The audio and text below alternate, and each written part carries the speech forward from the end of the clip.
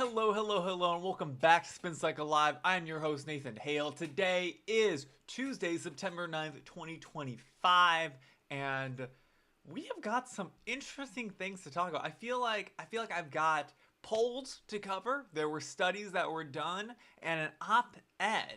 I mean, I guess it's not really a complete opinion piece. It's more of a story that actually happened versus like a news story of U.S. government right now. But boy, oh boy, has a lot happened in government over the past few days. Right off the bat, I want to say I really wanted to talk about the RFK Senate hearing that happened with RFK, with Bobby Kennedy at the Senate Finance Committee, I believe it was. They were really grilling him on a lot of things that were happening in the Trump administration right now, and I looked and I really couldn't find a story that covered it in a way that I'd like to talk about it, and there was just so much that I don't feel like I can cover it. I would have needed to take the whole show to cover what I would want to say about that hearing. There's so much, but I highly suggest you go and watch the hearing. There were some really heated parts. I think probably my favorite part so far has been the discussion that the senator from New Mexico, the male senator from New Mexico, had with RFK. I forget what his name is off the top of my head, but they got into a bit of a spitting match with each other. And the heat that Bobby is getting from the Democrats just proves to me that he is doing a good job, and he is right over the bullseye when it comes to getting American health back on track. But while we are getting American health on track, we have got to get religious freedom on track in the United States. And that seems to be happening today as well. So our first story today comes from the Daily Wire. And it actually comes pretty close to home for me. So taking a stand against my university took courage, but courage is contagious. So the following commentary is an excerpt from remarks presented before the Presidential Religious Liberty Commission on September 8th, 2025. So minor edits were made for readability. So this just happened yesterday. So this is an experience that a gentleman had while going to the Southern Illinois University, Edwardsville. SIUE is actually only about 15-minute drive away from where I used to live in Illinois before I left that god-awful state. So I'm very familiar with the campus. I've been there several times. And it's disappointing to me to see that a campus that I felt actually was really good for a smaller university in the region, a smaller regional university, doing things like this. But I don't doubt that it actually happened. And that'll be made apparent later on. So I never expected pursuing my dream to help hurting children would lead to a legal battle for our most basic freedoms. I graduated from Southern Illinois University Edwardsville with a master's degree in art therapy and counseling in May 2022. I chose this path because God gave me a passion to fight for and preserve the innocence of children, especially those who've experienced deep, complex trauma. Through art therapy, I've witnessed how expressive means can calm both body and mind and provide a mode of communication when words feel painful and impossible.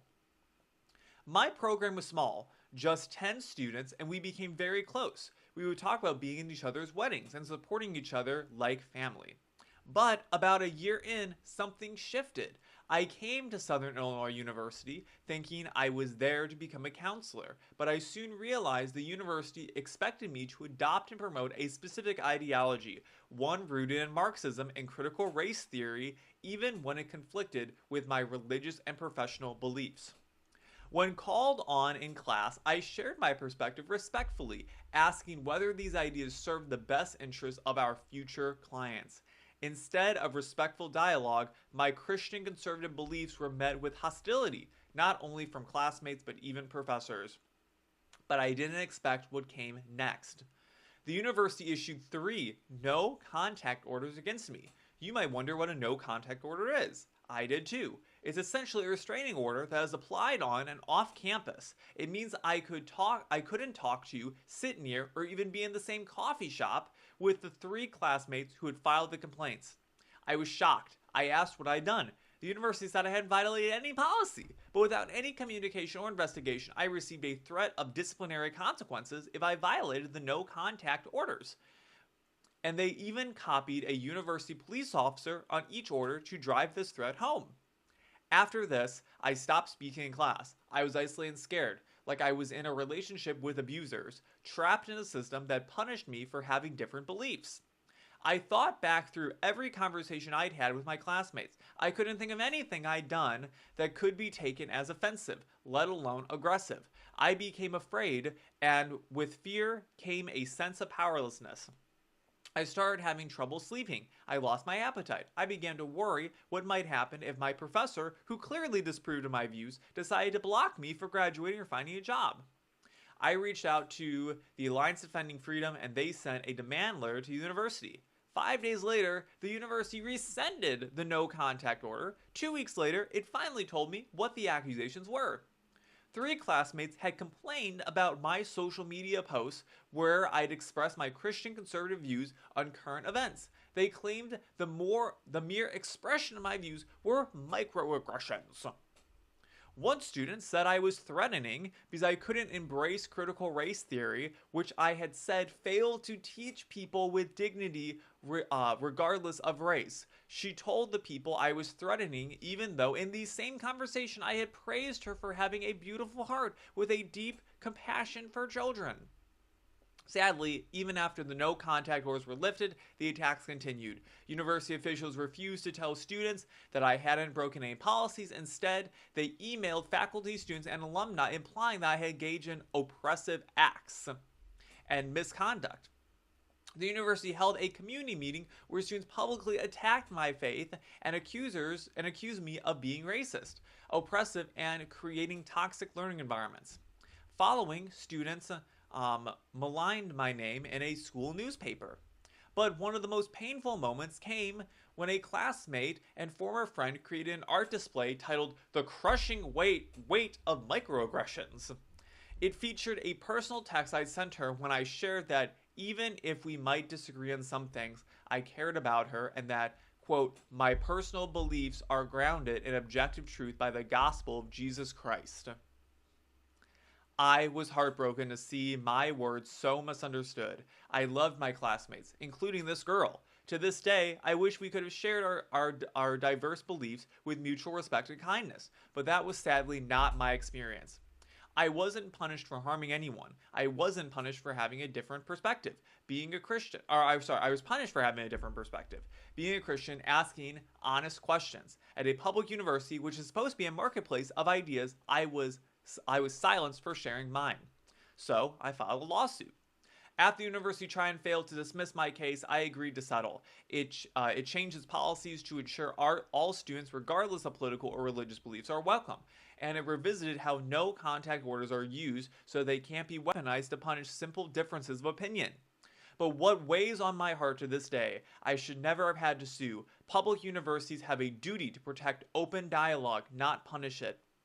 They should welcome differences, not erase them, and no student should be shamed or silenced by their faith.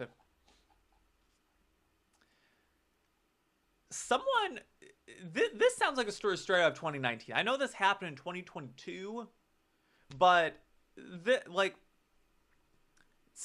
leftists need to get the memo. It's not 2019 any longer. They can't pull this stuff anymore on people and expect to get away with it.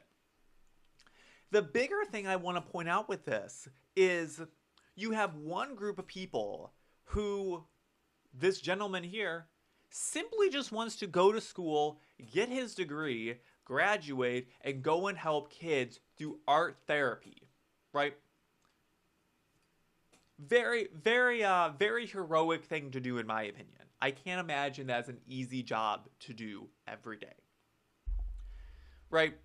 And he just wants to The left constantly talks about people's rights to exist, right? They're always pointing out that trans people have a right to exist, and people of diverse backgrounds have a right to exist, right? What about the Christians? Do the Christians have a right to exist, right? Isn't it crazy how we don't have a word that we have racism, we have homophobia, we have transphobia, we have all these different words that describe having a prejudice against a certain group of people, right? We don't have a word that describes a prejudice against Christians. Isn't that crazy that we don't have that? And isn't it even more interesting to you that the Christian audience is not begging that we have a word that describes oppression against them? It's almost as if that they're willing to take the high road and look past differences of opinion and truly just try to come to a common ground, right? That's all that was happening in this case.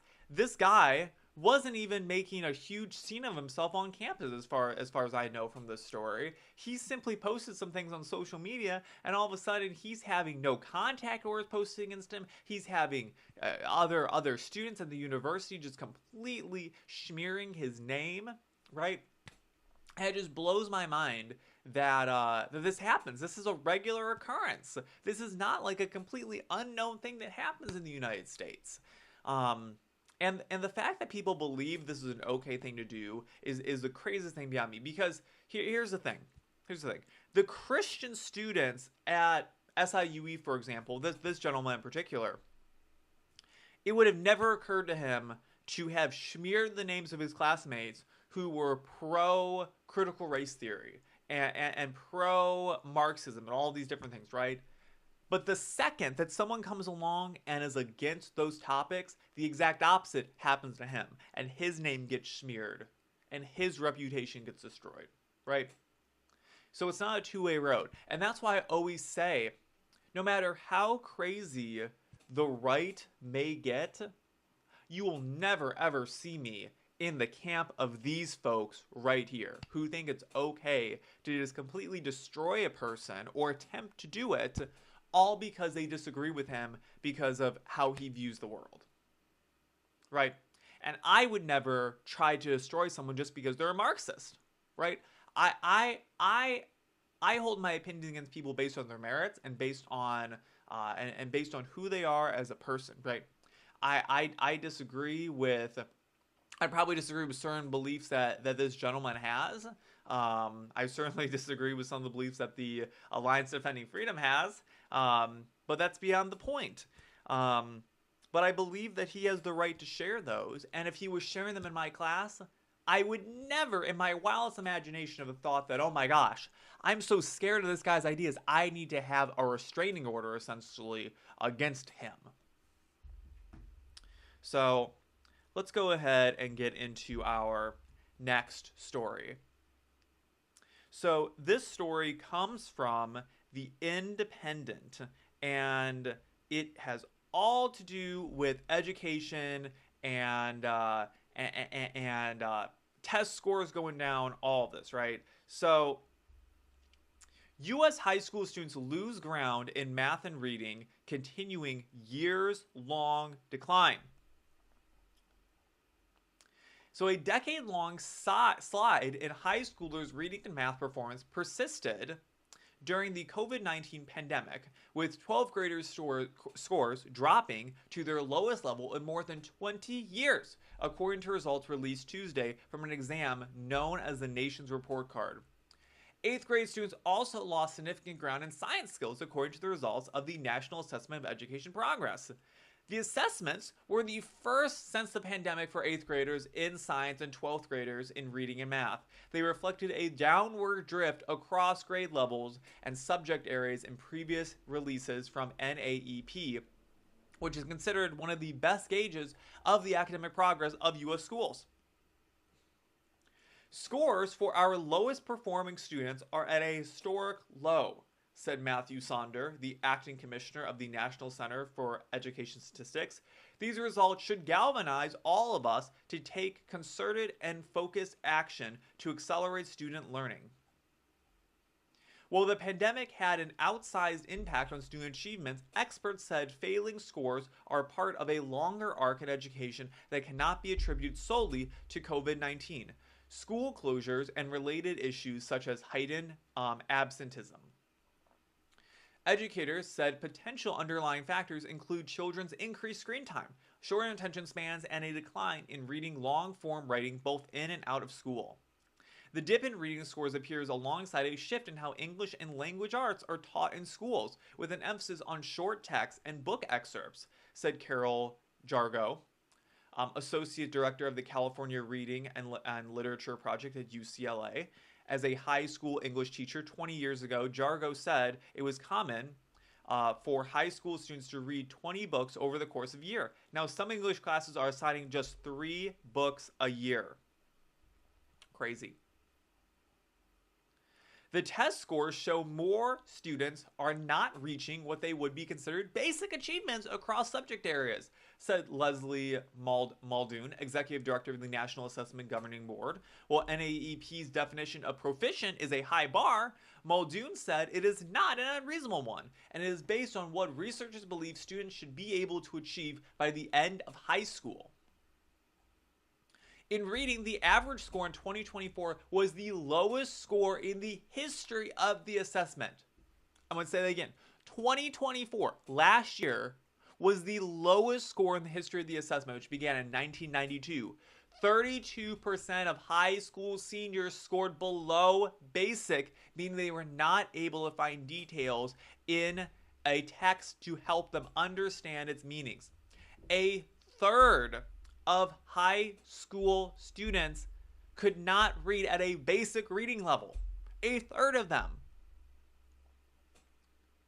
This is a national crisis that we're dealing with, right? We're always talking about public health, and when it comes to our diets, we need to have more of a focus nationally on what is happening in our schools and get them under control. In math, the average score in 2024 was the lowest since 2005, when the assessment framework changed significantly. On the test, 45% of high school seniors scored below basic achievement, the highest percentage since 2005. Only 33% of high school seniors were considered academically prepared for college-level math courses, a decline from 37% in 2019. Almost half of high school seniors could not do math at a basic level. How crazy is that? It's just insane to me that this is happening. So the gap between the highest and lowest performing students was its widest ever among 8th grade science students, reflecting glowing inequity in the American school system. The achievement gap widened also in 12th grade math. The score also reflected the reimagining of a gender gap in science, technology, engineering, and math courses. In 2019, boys and girls scored virtually the same on the NAEP science assessment, but in 2024, girls saw a steeper decline in scores. A similar pattern occurred in state math assessment, according to an Associated Press analysis. It's just insane to me. It's just insane that we're seeing this. I want to show you this graph. So this graph was put out by educationdata.org. This shows U.S. spending by year since 1980 on public education. The U.S. Department of Education total annual public education budget. You can see that in 2024, it was $158 billion. A lot of the assessments that we talked about were beginning on students, right? It's shown a decline in students since the beginning of the century, but yet education spending has skyrocketed, right? And yet we have complaints from people saying we cannot close the Department of Education because of all the great things they're doing. What are the great things that they're doing? Students are worse off than they were according to all available public data since the year 2000, when we dramatically increase spending. We need to have a serious conversation about how our schools are organized and how we're running them, because there's only so much that you can attribute to, oh, this is bad because we have things like gender ideology and critical race theory in our schools, right? That only gets you so far. But in most schools, gender theory and critical race theory are not in the math curriculums, right? So why are the math scores declining so much? Why is that happening? We need to have a serious conversation over how our students are learning in schools and how we're going to combat this going forward. Because our scores are only going to continue to go down and down and down. And when I see that almost half of graduating high schoolers do not have proficiency in math, that's really frightening. That's really scary, right? And it's no wonder that we have so many throwaway courses in college when you think about it. If this is the stock that colleges are getting, yeah, they have to reteach basic courses back to students again. That's why college has to take so long. It's because they're having to reteach things they should have learned in high school. So the college issue is a whole nother debate. I understand it, and that was a very surface level approach to it, but you understand what I'm saying. So the last thing I want to show you, so NBC News conducted a poll amongst Gen Z. So Gen Z's gender divide reaches above politics into its views on marriage, children, and success. So we've talked a lot about polls today, but I promise this is the last one. This is interesting to me. So the gender gap between men and women has been a durable fact of life in American politics. And nowhere is this gap larger than among the youngest cohort of American adults, Gen Z. But it's not just politics driving the divide.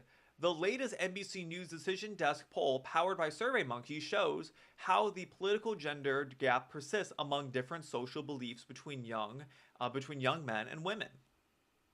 So gender divides within adults ages 18 and 29 show up in questions ranging from how Americans feel about President Donald Trump, on their views on what constitutes success. Young men and women also feel very different about mental health, cultural issues, and questions about gender and the workplace.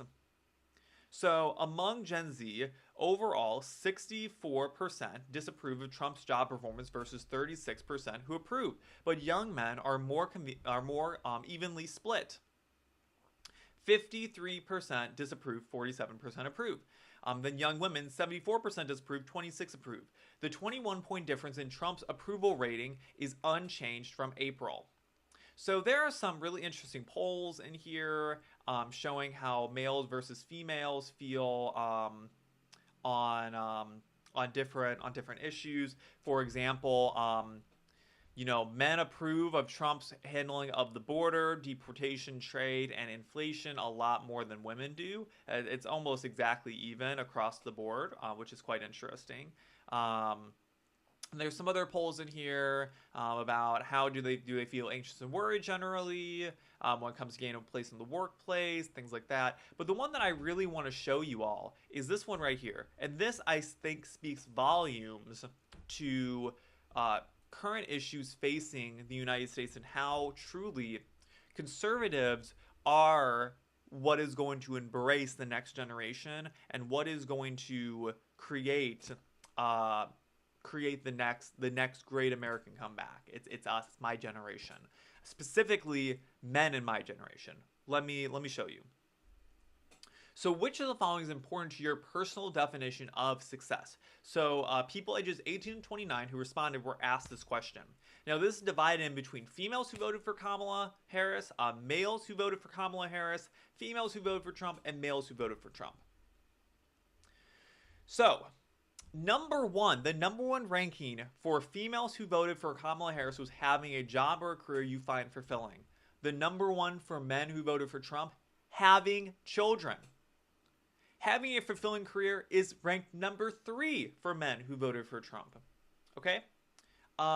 Number 2 for females, for females who voted for Harris, having enough money to do the things that they want to do. Okay? So they want to have fulfilling jobs and they want to have plenty of money to go and do anything they want, right? Financial independence is number 2 for men who voted for Trump, and that's different. That's a different thing, right? Financial independence and having the money to do the things you want to do is completely different. Financial independence is not having any debt. Is owning your home. Is being able to retire. It's things like this. Versus having money to do what you want to do is like going to a Taylor Swift concert, right? So Number 3, having a job or career you find fulfilling for men who voted for Trump, right? So they want to have kids, they want to be financially independent, they want to have a good job, and number 4 is they want to be married. Big things, okay? So I want to point out the biggest factors for conservatives in this poll for female and males who voted for Trump: having children, being married, and having kids. Or excuse me, having kids, being married are right here. Versus for Kamala Harris supporters, they're all the way down here at the bottom. In fact, women who voted for Kamala Harris ranked number 11, number 12 of 13 possible responses, being married and having children at the very bottom of their priorities of what makes them feel successful. Men ranked it very far down as well, by the way. And this, I think, is important. For men, having a family, having kids, being married is their key drivers to success in the United States right now. It is the American dream. This is the American dream. This is what we are fighting against. It is the crowd that believes that they should just be single all their lives, that they just want to be sad cat ladies, right? It's exactly what, isn't JD Vance say something like that? That Kamala Harris supporters are a bunch of cat moms. The bigger issue here is showing that there is the divide between Gen Z Trump supporters, Gen Z conservatives, and Gen Z liberals is very wide. And I truly believe that one generation is going to come out on top and for the better, and the other generation is not. I want to point out something else that's interesting. Ranked at the very bottom for men, having emotional stability. For Gen Z men who voted for Trump, having emotional stability is number 12 of 13. It is just above fame and influence, right? Versus having emotional stability, number 3 for women who voted for Kamala Harris. This I also think is important. It shows, because having a family, having kids, all of these things to achieve success in the eyes of Gen Z males, in the eyes of people like me, all require you to have some level of emotional instability, right? You know, you have to have some level of emotional stability when you have kids around. It's just a fact of the matter. They're going to do stuff that are going to make you feel very emotionally unstable. There's going to be things you have to deal with. And you have one side of the aisle that is obsessed. By the way, Gen Z men have it ranked number 4, just one tier below women who voted for Kamala Harris. For men, having, being obsessed with their emotions, especially in the Trump camp, is it's not really a big deal for us, right? We value having a family and being married and having kids over quite literally everything else other than being a financially independent and having a job or career you find fulfilling, right? It's very easy to be happy when you are a conservative in the United States right now, in my opinion. And I think that this poll speaks volumes. I highly suggest you go and read this whole article. It's very interesting. And yeah, all of it's linked in the description down below. But folks, that is the end of today's episode. I hope you enjoyed it. I know that I did. We'll be back here on Thursday with yet another great episode for you all. Please consider subscribing to me on all the social media platforms. They've been scrolling across the screen down here the entire time. They're all linked in the description down below. Consider reading my latest article on Substack. It's all about gerrymandering in the United States. It's very good. That is going to be released in a YouTube video very shortly. I have the script written out.